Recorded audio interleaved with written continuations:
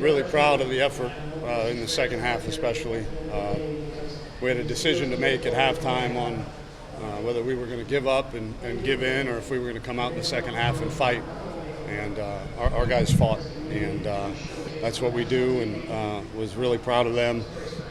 Proud of our senior class for not giving up. They're the winningest senior class in the history of this great institution, and we got another chance to get them one more win in a bowl game. On that last 3 minutes of that sequence there where you took the lead, I think you had about 1:19 left. Did you think about slowing it down a little bit, or did you guys want to, in terms of giving them a little time left on the clock?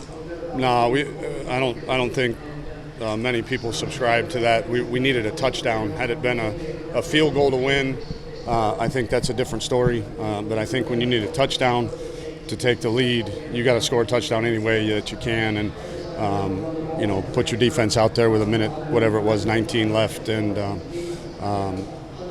hope that you get a stop. Ferguson, it looked like he was doing a lot of quick drop, just getting, really just out of snap. Did that take away some of the ability to get the pressure, kind of do that stuff all the way? Yeah, that's a really good football team with a really good quarterback, and they had a good plan. A lot of the things they were doing were RPOs in terms of run-pass options. So, if you're deficient in run support, then, they're going to run the football. And if you commit guys to the run, they're going to throw the ball out there. And so he did that really well.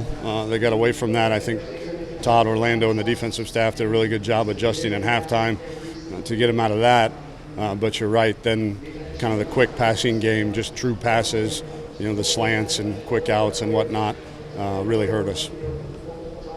What was your message to the team in halftime to get them to come out like they did in the second half? Well, I told them we've been here before, and we got a choice to make, and the choice is we can continue in a daze and not respond, and if we did that, this was going to be a really ugly football game, or we can decide to come out and fight for the love of the guy next to you. And I was really, really proud of the way our guys responded. Obviously, wasn't quite enough, but I think our guys have a lot to be proud of in terms of the way they fought in the second half. How much do you think they came out a little bit slow, maybe a little flat at the beginning? Oh, I don't think offensively we had one punt and a tip ball that got intercepted, and we scored 3 times on our drives, 3 other times in the first half.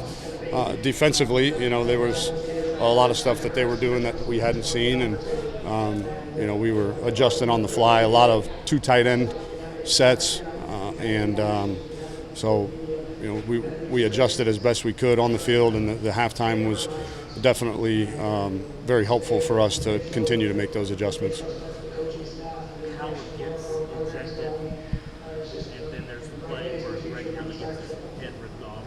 I know you can't talk about officiating, but just what's your interpretation, or just the fact that what did you think of that play there? I think it was called under the personal foul.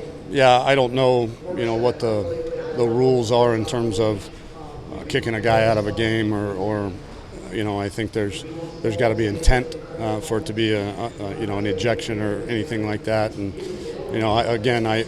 I understand why we have the targeting rule. It's for player safety, and I'm definitely for player safety. But we got to figure out a better way to officiate it. But on the same side of the safety of Greg on that play, responded. The teams kind of had to separate each other. Is there anything you said on that play, or is there? No, I mean it was a face mask, and I think that's the rule is. I mean, I don't know if there's degrees of face masking, so it was just a face mask penalty, and it was pretty violent, but that's what they called.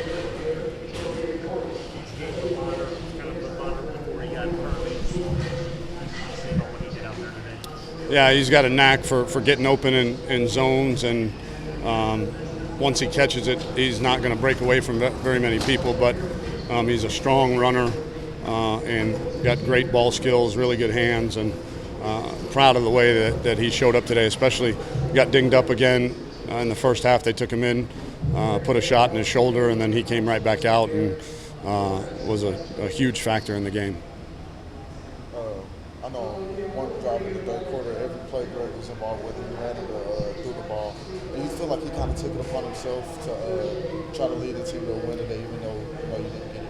Yeah, well, we knew we were going to have to throw the football, coming out of halftime, and to win the game.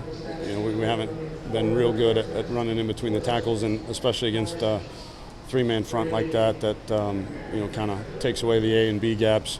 It's difficult, and then you're down by 17. So, good things happen when we throw the football when he's back there, because even if the play breaks down, he's very capable and explosive guy outside of the pocket as well.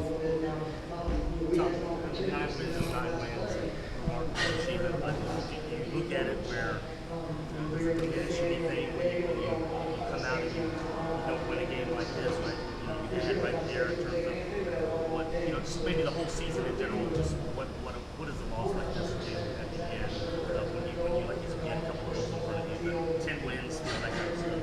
Yeah, the 10-win goal is still there, and I'm not sure that the timing of any loss hurts any worse or less. These guys have so much to be proud of. Whatever it is, 22 victories over the course of 2 seasons, and 6-0 against top 25 teams, and 3-0 against top 10 teams, 2-0 against top 5 teams. So there's a lot to hang our hat on. When you lose your starting corner, and 2 of our defensive tackles, Gerard Carter didn't play, and then Ed obviously was not himself, so that hurt. And then your corner gets kicked out for targeting. That's a tough obstacle to overcome, and our guys continued to fight and continued to try to overcome it. We just came up a bit short. McCloskey, yeah, he's okay. I think just got the wind knocked out of him. Good. Thank you.